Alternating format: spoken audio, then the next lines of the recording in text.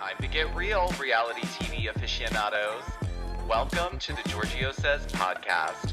I'm your host, the one and only Georgio Takanakis, and I'm here serving you the juiciest updates on all your favorite reality shows weekly, as well as the hottest pop culture trends, and even exclusive interviews that will leave you wanting more. This podcast will keep you on the edge of your seat. We definitely need to talk about this. The Georgio Says podcast starts now. All right, what's up, guys? Welcome to another episode of Georgio Says the podcast. Happy Monday. I know it came in a blink of an eye, as it always does. But you know what? It doesn't have to be a case of the Mondays. I've been learning that thinking about Monday in a negative way is not the most productive in terms of the way you should start your week. So I've been trying to reset my mind around, the Sunday evening to Monday situation. I can say that I no longer have the Sunday scaries, but Mondays touch and go. There are some Mondays that are great. And then others, I'm like, yeah, this is definitely a case of the Mondays. But I hope all of you guys had an eventful or fun weekend. Some of you guys shared some fun stuff you guys were doing over the weekend. So that was really fun to read. I think my partner and I on Saturday, we had just kind of like a relaxing day.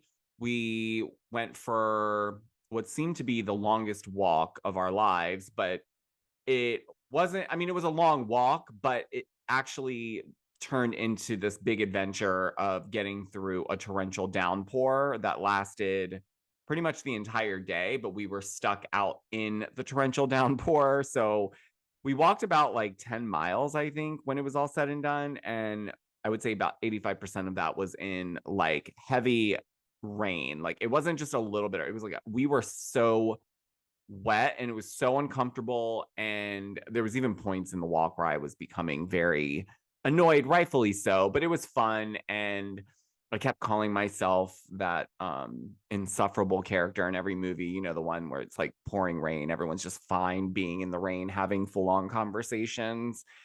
So it wasn't the worst. We had a good laugh about it. And then when we came back home, we just kind of like chilled and just enjoyed the rest of the Saturday evening. And then yesterday we just kind of got ourselves ready for the week and just kind of relaxed. Nothing too crazy, nothing too eventful, but I do want to talk about a couple things today. I am going to touch on something that I touched on last week in regards to the whole situation with Dana, Adam, Jason, and Zach Peter. Well, it seems that Dana did come out on Saturday, I believe, and essentially, in my opinion, doubled down on the fact that she was, in fact, defending her friends. And she said some other things that I will let you guys listen to.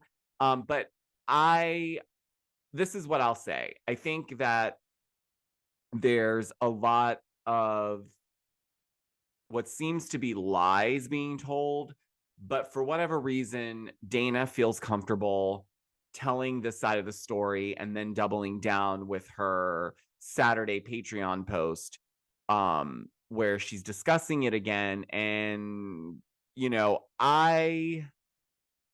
I'll say this, for someone who was not at the event and did not even like go to any part of it or wasn't in Los Angeles or any of that, for her to just be that sure that whatever story she was told has to be true, that raises a red flag for me. I'm sorry, because you're trying to draw the line in the sand with something that you really don't have all the facts on. And yeah, I am leaning towards believing Zach. Not leaning, I am, because he's the only person out of the two parties that has discussed any of this, and quite openly, might I add. So I'm not gonna buy anything that Dana says after that, because to me it means that she's fine putting a story out there as long as she believes it to be true. It doesn't matter And yes, I get it. They're your friends, but that doesn't mean then don't publicly come out and say anything then. That's all. That's all I'll say about that. But let's take a listen to this clip of what she had to say about it and let me know your thoughts. Right, let's get into feuds. You know what that sound means. Ooh, it's time for Beef of the Week. Well, Zach did a video called Dana is a Liar and released it on YouTube just the other day to counter a video I did about the feud he had with Adam and Jason. It's funny, I actually changed the pod. You're not going to believe this. I recorded a whole section about my reaction to how Zach handled things with my video from the other day that covered his feud with Adam and Jason. And essentially what I said was like, I'm not that concerned with it or don't really care or whatever. But then, I actually got sent some text messages from people telling me that he was actively campaigning them in their DMs to write things under the video and to also attack me and maybe quit the Patreon, Lord knows whatever else to do. And I thought, wow, that's really dark. That's like creating a false narrative of propaganda to create an optics where you're supported and someone else isn't, and that you're like a victim in the public arena, but behind the scenes, you're really puppeteering a bunch of fans and turning them into trolls and egging them on to do bad things. Some of which, thank goodness, didn't answer that call and actually wrote me and told me that this happened to them, to a point that some of them were like, I feel bullied by him because I don't want to do it. I'm your fan or friend and I don't want to turn on you, one of which I posted in the Patreon for you to see. And I was like, that is kind of next level diabolical in a sense, right? Like to go on and be like, I'm a victim and I'm alone and this was a mistelling of a story and all lies and all this stuff. And then to go behind the scenes and DM a bunch of people to do bad things to the person, which isn't your authentic reaction, right, to what you're showing your fans on your social media. And I thought that it might be true, actually, before I was sent some people by DM complaining about this to me, because I noticed that the hate under my YouTube video was immense and all siding with Zach.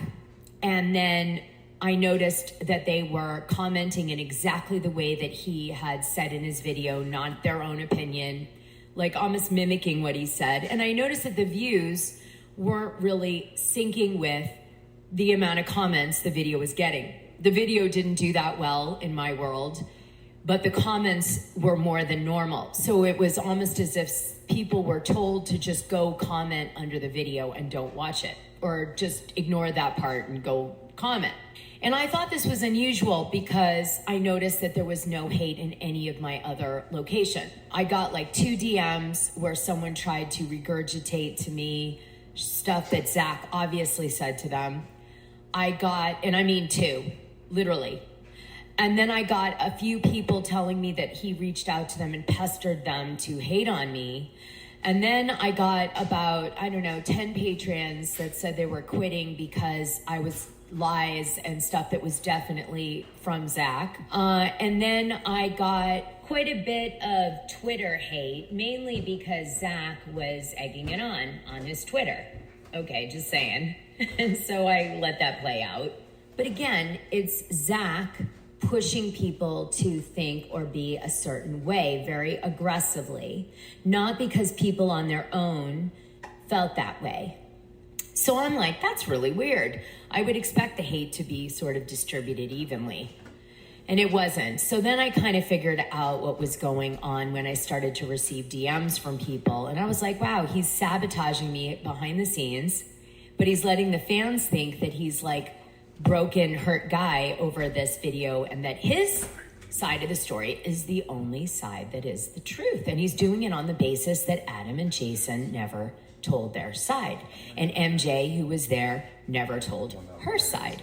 Sheena Shea kind of told a side because on her podcast, she acknowledged that Jason and Adam had actually done the show for her in conjunction with her, and she celebrated them on her podcast. And so at the end of the day, she acknowledged that, whereas I noticed that he was kind of downplaying their role, making it sound like they were just an MC. Now, I want you to know that I circled back on some of Zach's points that he made in his video, as I do, and asked other people that might know the answer to those things if some of the things that he was saying were true. So I'm waiting to find out if Sheena Shea actually did gift him the ticket, which might explain why he feels so entitled and he didn't buy the ticket. I do know that he was treated like a regular patron at the event, so I don't know. Maybe it's that Sheena just comped him a ticket. I was told she was only given like 10 tickets, so it would be surprising if she comped Zach and his producing person, but it's possible, so I asked for that verification to check his story. Also, he said that MJ told him to go up and talk to Adam and egged him on. Well, I thought that was really unusual because I heard that MJ actually was pretty shocked at his behavior and said, that Adam and Jason had handled it really classy, which doesn't sound to me like Adam, was doing what Zach said, which was the guy kind of initiating the fighting and all this. I also find it very strange that MJ allegedly told Zach to go up to Adam with that kind of reaction at the end. But who knows? This is reality TV, people, could be. I will tell you, I asked again whether or not the glass being thrown by Zach was the trigger event for security to come over. And again, the answer was yes. I will also say that I've requested MJ be asked if indeed she was the one who told Zach to go up and talk to Adam and Jason to find out really her take on that. So I hope to get a response. I don't want to give it too much legs. Jason and Adam will never speak about him. Not ever, because they will never give him a platform again. Already when they did their combination show together, they helped Zach just because they had a much bigger audience than he did on YouTube. And they now, I would imagine, regret that, because of the fact that this all happened. And they are just not going to do that again. And I even heard that Sheena Shea on her show, somebody asked Adam, what did you think about the Zach feud and all this stuff? And Adam didn't really respond. He said, I don't know why people are making a big deal out of this, but I'm not responding to it. And that was because he didn't want to give a platform again. So it has nothing to do with he's trying to hide the truth or Jason doesn't want to tell. It has to do with the fact that they don't want to promote Zach. Anyway, I've collected a few receipts and I might collect a few more. And I'm just going to hold them because I find them spiritually empowering to have. Let's just put it that way. But I will circle back if I have to make any alterations based on what I find out, of course, as I always do. But I have a feeling I won't have to.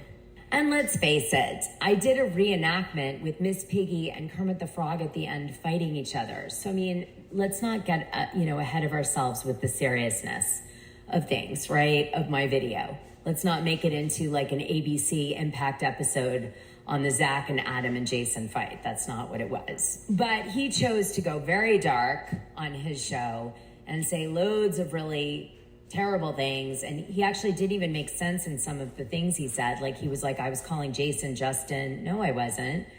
I was calling the guy who threw the drink at the Vanderpump Rules finale Justin. And Jason. And I also...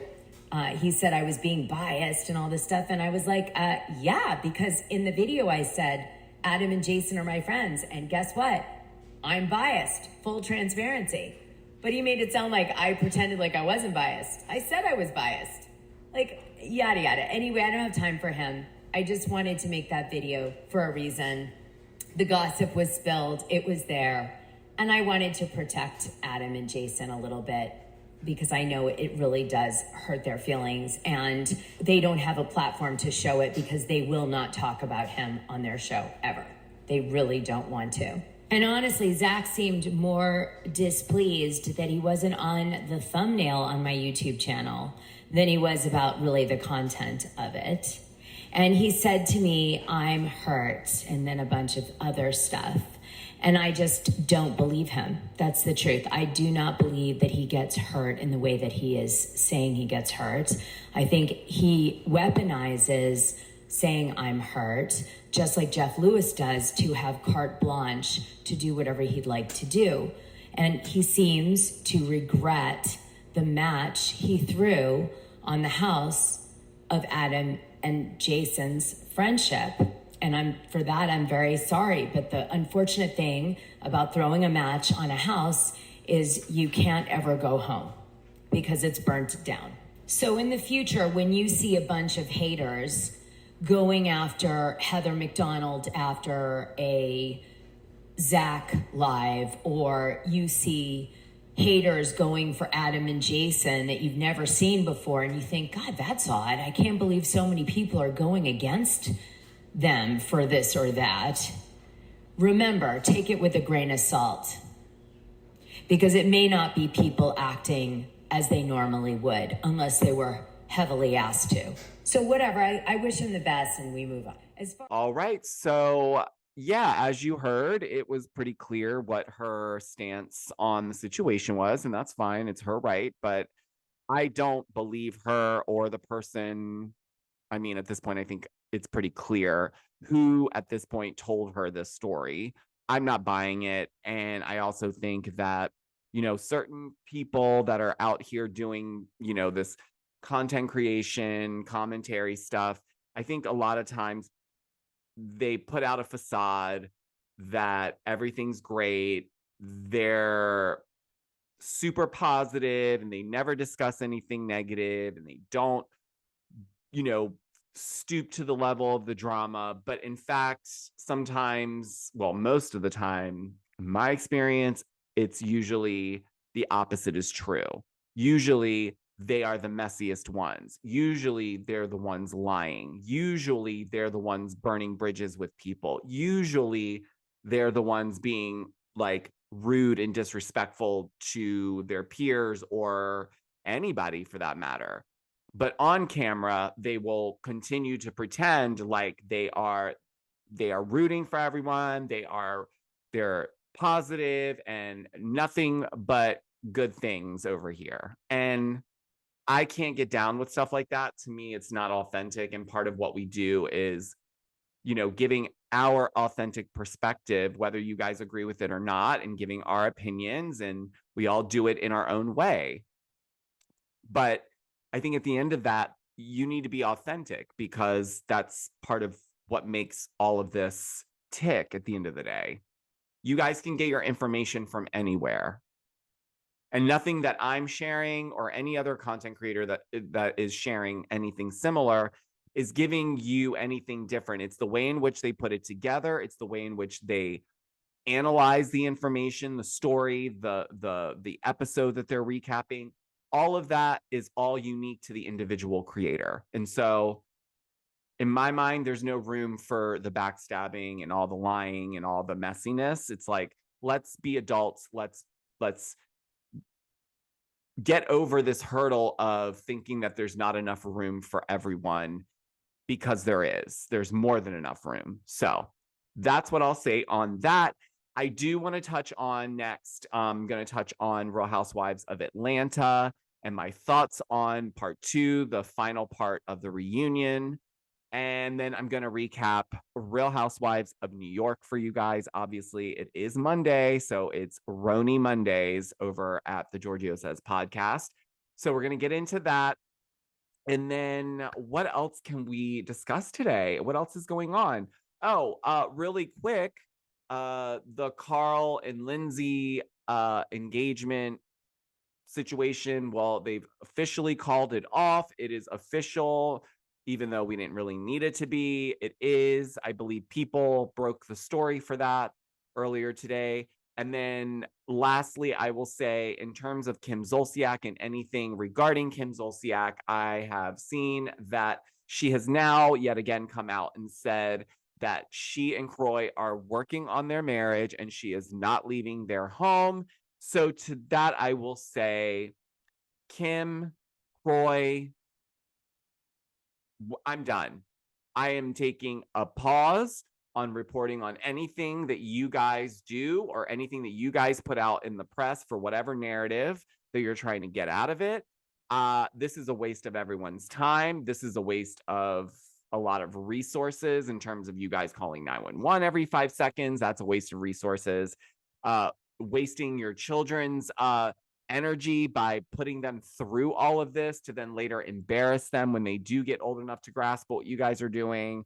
What else? I mean, the list can go on and on. So all I'm going to say is, guys, I will be refraining from discussing anything regarding Kim Zolciak or Kroy Biermann going forward unless it is actually something that is groundbreaking and newsworthy, but nothing regarding their relationship, their house, or their money.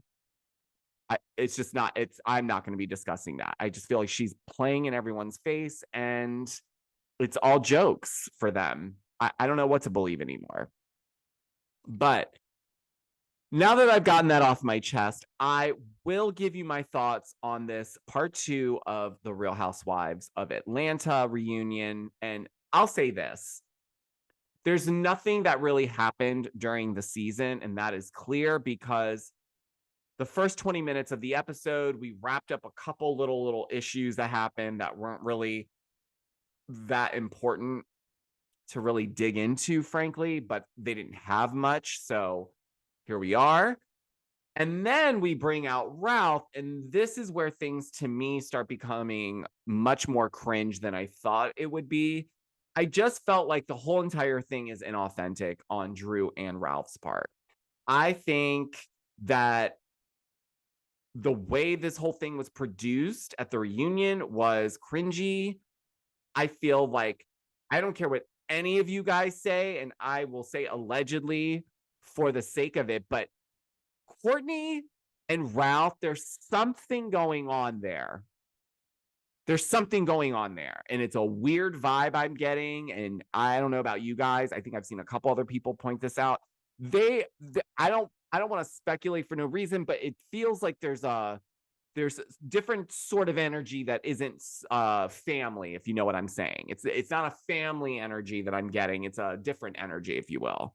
So that's weird. Also, what's with Drew singing the song at the reunion and Andy sitting on the couch with Kenya and Candy like he's Oprah, like watching a performer on his show? And also, why are we now having Drew sing this song that's about Ralph to Ralph while he just sits there? The whole thing to me is just a big act. I mean, come on, you guys. The whole thing seems very convenient, very manufactured. Conveniently, someone drops off these other text message receipts at Sheree's door. So are they both in on it? I mean, listen, she's an actress. He wants money and fame. So he seems like he would do whatever. He'd be game for whatever. I feel like I don't know. They're playing in our faces. I don't know. Maybe I'm wrong. Maybe it's just the way they produced everything at the reunion for this bit, but it didn't read to me like this was real. It felt like it was very produced for TV. Especially when you sing your new single that just so happens to be about Ralph and the hurt that he caused you. That's what we're going out on. Okay, if you like it, I love it. Now, I'm not saying the song's not good, guys. I think the song's actually good. It's a little bop. She's talented. I'll give her that. Okay? But this is a production for TV. That's what I feel. I mean, if you guys disagree with me, let me know. But I don't know. But let me know your thoughts on the Real Housewives of Atlanta reunion. Because I don't know. Anyways. Well, it's that time of the episode where we've got to take a break. When we come back, I'm going to break down the latest episode of Real Housewives of New York because I see what Erin's doing, and I think I got her number. So we'll get into that when we come back. Golly Nutrition is an inventive, people-focused nutrition company committed to providing innovative products that make taking your daily supplements simple and delicious. Their products are formulated with quality ingredients you can pronounce and flavors your taste buds will absolutely enjoy. And at the core of it all, they lead with purpose.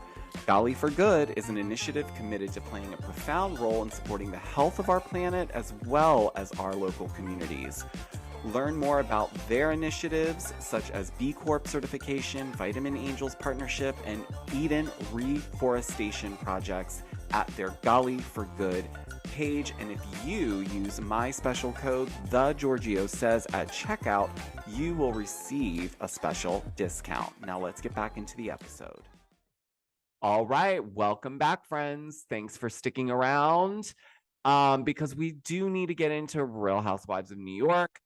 The episode last night in Anguilla was really telling to me about the cause of what I will say is a roundabout majority of the drama so far. And all roads point back to Aaron for me.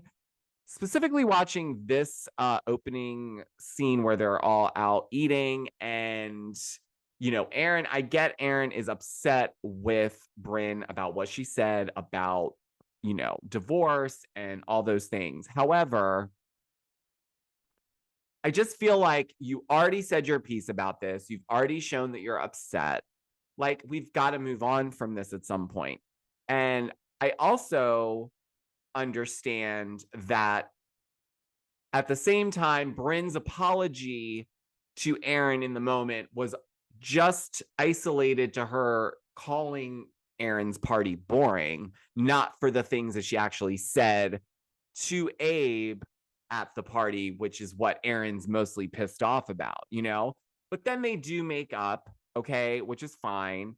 And then they move on to the next target. Well, they move back to their original target, which was Jenna, and they go back in on her about flying in early so that she didn't have to fly coach with the ladies, which I don't really think was 100% the case. I think it just worked out that way, that she wanted to go down early. And so if she's going to go down early, why would she fly coach? She's going to fly business. And I've said this before, she's earned the right to fly business and not have to explain herself. But again, it comes up and they're trying to paint it like, oh, it's a snobby thing. Like she would rather fly in early on business than be seen with these ladies on coach. And I don't think that that's the type of person Jenna is. I just don't get that energy from her. And from what I've seen so far on the show, she seems very humble for all the success that she has. And she's not condescending and snobby. And she could be, but she's not. So I find this being a reach. I feel like she explained the reason why. And if that's not good enough, then that's their problem to resolve. But they keep going in on her. And then Brynn jumps in saying that, I wish I would have known that your name was Judith and not have to hear it from Sai. And it's like, well, when was Jenna supposed to bring that up? Because Brynn references that she was vulnerable and crying in front of Jenna. And then she's having to find out what Jenna's real name is through someone else who coincidentally found out through a random person that Jenna was interviewing at her photo shoot campaign. Which, by the way, I will say this, I understand why it would be easier for Jenna to share something like that with a stranger, because she's not going to have to see that person again, more than likely. And at least not in a intimate setting where it would have to be a follow-up conversation. And she did see in the moment that would take the attention away from the fact that this girl was clearly feeling uncomfortable. I do think that that's a thing. I don't think there's anything weird about that. I think when you start getting into the nitty-gritty of certain details about stuff, yeah, that might take her some more time. Not everyone's as open to being open, but I think she's being open. She has been open about her mom and the Asperger's and a lot of that. So we did get some of that in the Hamptons. So I'm not sure why everyone's so confused as to why she would be this way or not feel as open. But nonetheless, she does take the accountability for what she can in the situation, which I fully disagreed with. I felt like she didn't do anything to have to take the accountability, but I appreciate the fact that she is taking the higher road and she's clearly being a class act about it. But it clearly made her emotional and she's really trying to stay strong in the moment. But Aaron sees that it's bothered her now. And so Aaron runs over to console her. And quite frankly, Aaron, it's too little too late, because you're the reason why all of this kind of blew up on her, this gang up. It's just, had you not said that to the girls, maybe bring it up later when she's there. I don't know. I think saying it to the ladies before Jenna even gets to meet up with them was a huge mistake, and obviously set them up for failure, because I felt horrible for Jenna in that moment. So then we have where Jessel is being asked to share about her upbringing, because she hasn't really shared anything about that. And she goes into trying to share what seems to be her upbringing, but then it turns into her talking about other family members and how they ended up just becoming successful. And the ladies are not really picking up on it. And honestly, it didn't connect with the ladies, because I think she was also trying to match that there was some sort of tragedy or loss there. Like, she didn't have anything growing up either, but it wasn't the same type of not having anything as the other ladies experience growing up. And that's okay, but I think she was trying to match them, and it didn't come across that way. So that was interesting, because it shows a little bit more about Jessel and where she views herself in the scheme of things, more specifically in this group of women, where it's almost like a competitive, well, I struggled too. That's kind of like the vibe that I got from that situation. But, honestly, I think Jessel definitely has a lot of story left to tell. I think she's still trying to mask a lot of things, and we still have yet to see a more vulnerable Jessel. So I'm waiting to see that happen, because that will be really good, I think. So from there, it's the next day, and the ladies are all up having a little bit of breakfast, brunch, mimosas. And we get to a point where Sai is now sharing about her upbringing, more specifically her mom, and how her mom being an alcoholic really impacted her life, because she felt a responsibility to her mother and wanting to make sure that she was okay. And no matter what she did, it just landed her mom back in the same, space, ultimately teaching her that no matter what she did, it wasn't going to stop her mom from drinking all day, every day. And then sadly, her mom suffered a heart attack alone in the park, and then ultimately passed away, which was so sad to hear, and really made me emotional. I had to really catch myself a couple times when I was going back to rewatch to try to get some details for the recap. But it was really hard to watch. It was so sad. And, obviously the ladies reacted emotionally as well, because it's just, I can't even imagine what that must feel like. So that was good to see, because, I was kind of I'm not a fan of Sai, but I'm still trying to figure her out a little bit. And I think this was one moment where it allowed for me to have more space to have empathy for her while I get to know her, just based on that and what she's been able to overcome. And I will say, these ladies have some really dynamic stories, and I really, really, really enjoy getting to know them every single week. I really do. So from there, we get into the ladies going to the beach and having a fun time. But ultimately, we land back at a lunch where the ladies start having conversations, and Sai wants Bryn to talk about what's going on in her dating life. And so Bryn starts to share, well, I've thought about freezing eggs, but it seems scary, or it's really expensive. And then she said she had a consultation with someone regarding maybe getting eggs frozen or embryo done. And they had referred her to basically look through her phone for the best possible candidate for a sperm donor. And in that moment, Aaron looks over at Uba and is like, that didn't happen. That did not happen. Like basically laughing it off. Like that's gotta be a lie. That just cannot be something that happened. And so that obviously gets under Bryn's skin. She's like, why would I lie about something like that? And it's not that I think that, Aaron was trying to be messy, but she was messy in the moment by being loud and calling it out as soon as she said it, rather than maybe pulling her aside if she really felt that way and saying, that was a weird story. Like, was that something that really happened? Because if it did, then that's not something that should be happening.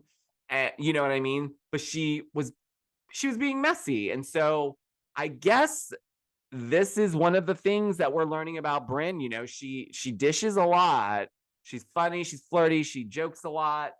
But when the tables turn on her, it seems that she is not able to take it the same way.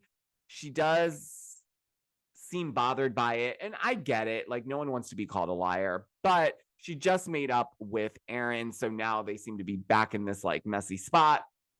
Aaron then does apologize multiple times. She does feel bad about it. And then they seemingly move on. But when we get back to the house, Bryn does let Sai know that she's going to, sit this one out for the evening because she's just exhausted. And then she heads to Aaron's to let her know that she'll be sitting it out, but that she's not mad at Aaron. She's just feeling uber sensitive. And they have a nice moment. And it seems like they've really kind of moved on completely. Like, I feel like they can really kind of move on from both things. I could be wrong, and next week it'll come right back up. Who knows? But all in all, I will say the episodes are great, guys. I know a lot of you are still not watching, but those of you who are, you know what I'm talking about. This is really like watching a group of girlfriends get to know each other for the first time, and I love that point of view. So I will obviously continue to recap because I'm going to continue to watch, but I do strongly suggest giving it a shot. It's 9 episodes in at this point. So great way to binge and get invested if you so choose to. But if not, that's okay. You can still come and check out the recaps and maybe just get the highlights. Maybe that's all you guys need. That's fine too. But with that being said, guys, that's all I've got for you on this episode. But before I go, I will leave you with my standard reminders. And that is, make sure you're following me on TikTok because I go there first for all of my recaps, Bravo Celebrity News updates, all that fun stuff. So make sure you're following me at Georgio Says on TikTok. Also follow me at Instagram at Georgio Says. That is where I give you everything I give you on TikTok, but a little bit more because I share some of my personal life there. And if you're not subscribed to my YouTube channel, it's okay. You still have time to hit the subscribe button. And don't forget to hit the notification bell so you don't miss when I upload.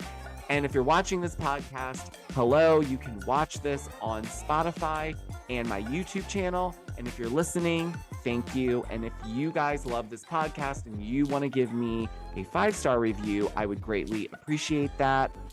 And we're just getting started for the week, guys. So here's to an amazing week. And until tomorrow, guys, I'll talk to you on the next episode. Bye.